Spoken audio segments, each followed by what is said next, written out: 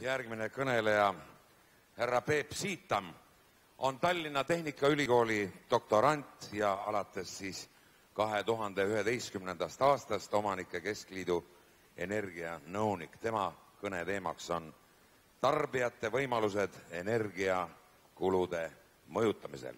Palun.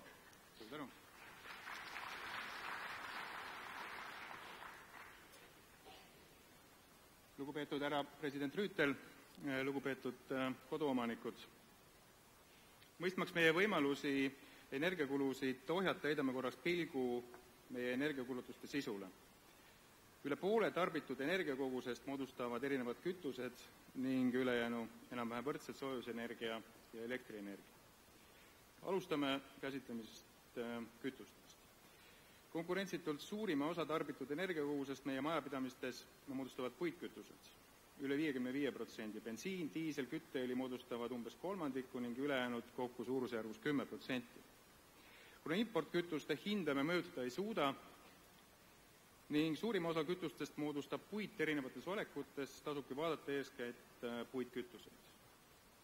Majandus- ja kommunikatsiooniministri initsiatiiv Kõik see mees metsa raiuma on rahvatervise edendamise vaatepunktist igati tänuväärne ettevõtmine, kuid puitkütuse hinda see meile ei mõjuta.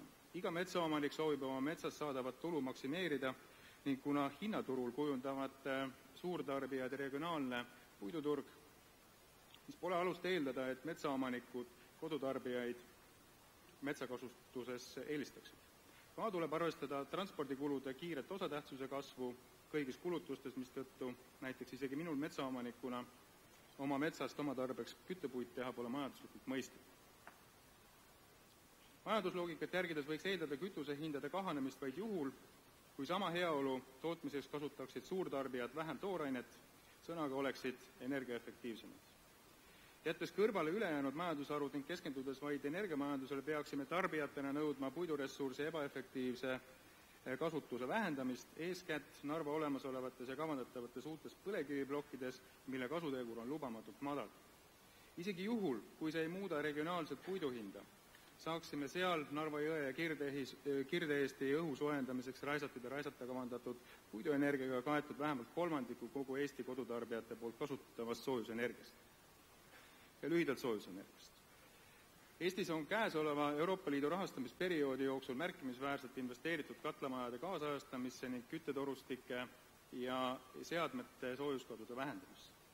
Kindlasti on siin parandamisruumi, eelkõige soojuskadude vähendamisel torustikes, kuid probleem on hoopis mujal. See on meie mõttelaadis, mis peab soojatootmise oma mureks ja elektritootmise ning selle kojukande, ehk siis elektri ülekande, kellegi teise, eelkõige riigi mureks. Kaugküttesoojuse maht Eestis on viimaste aastate jooksul vähenenud, elektritarbimise maht aga kasvanud ja nii jätkub see ka tulevikus ja seepärast teen kiire hüppe soojamajandusest elektrimajandusse, kus ootavad meid ees kõige suuremad muutused.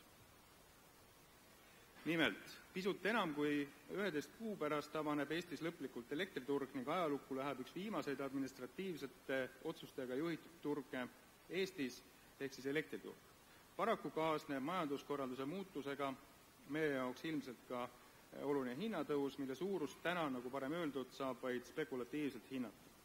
Kõigepealt peame aga mõistma, et elektri hind moodustab täna vaid ligi kolmandiku meie keskmisest elektriarvest, ülejäänud on suurima osakaaluga võrgutasud ning riiklikud koormatised, nagu taastuvenergia tasu, elektriaktsiis ja käibemaks.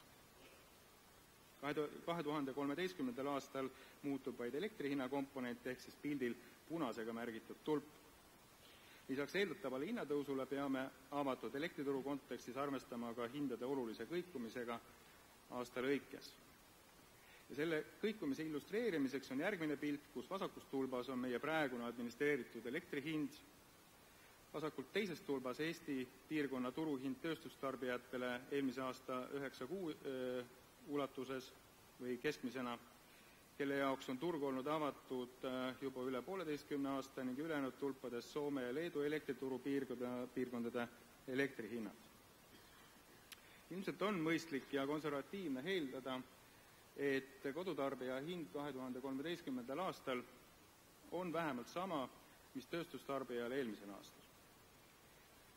kui me sellise eelduse teeme ja võtame aluseks aktsiaselts Eesti Energia poolt pakutud keskmise elektritarbimise meie kodudes, saame kodutarbija jaoks eeldatava hinnatõusu absoluutväärtuse, mis pildil on märgitud punasega. Arusaadavalt on aastas hinnatõusust tulenev enam makstud summa seda suurem, mida suurem on meie elektritarbimine.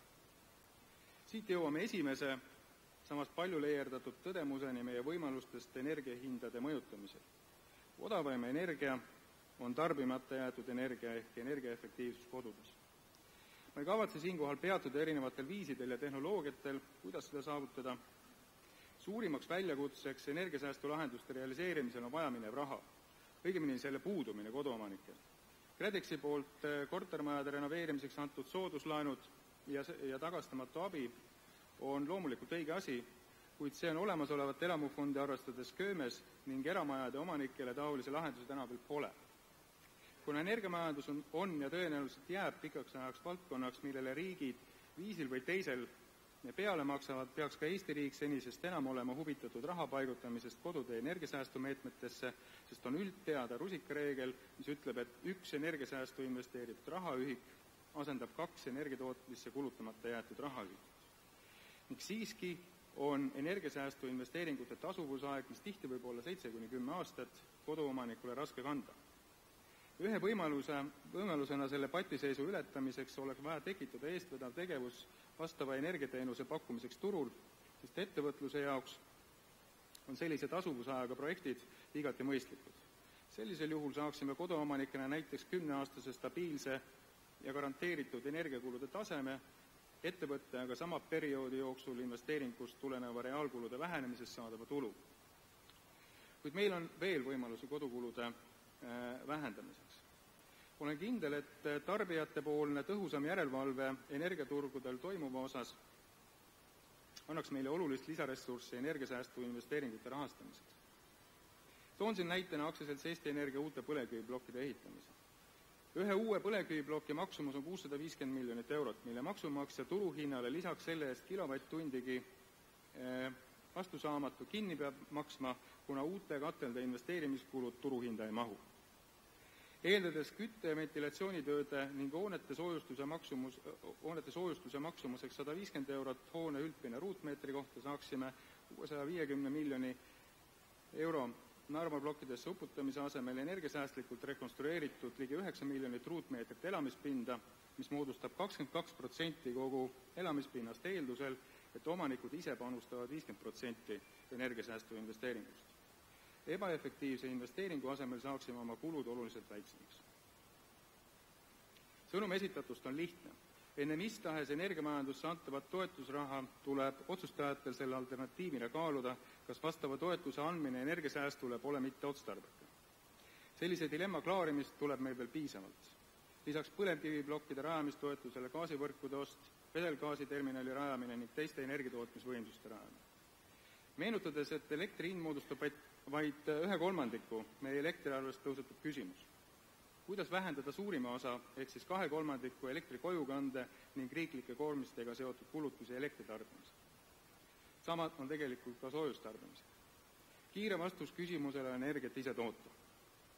Kiired tehnilised lahendused ajaenergeetika väikelahenduste osas lubavad eeldada investeeringukulude vähenemist ning loodetavasti saab Majandus- ja Kommunikatsiooniministeerium lähiajal ühele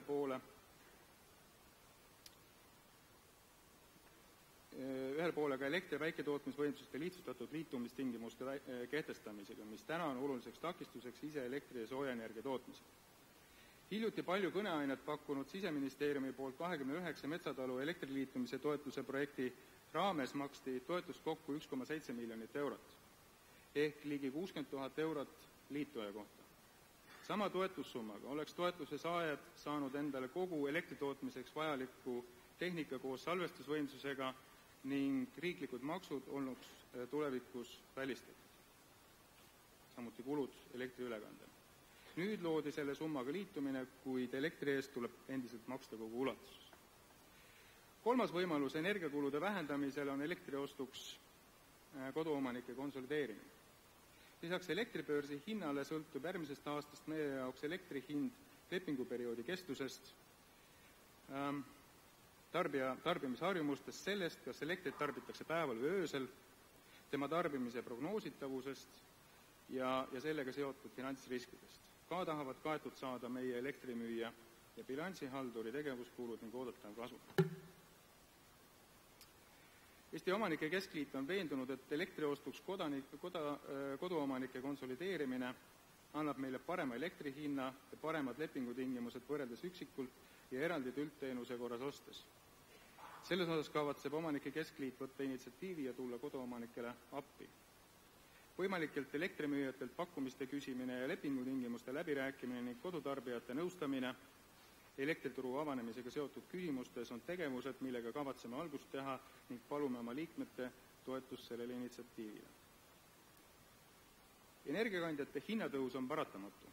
Kogu asja teeb veelgi ebameeldivamaks energiaturgude prognoosimatus ning nende kasvav volatiilsus.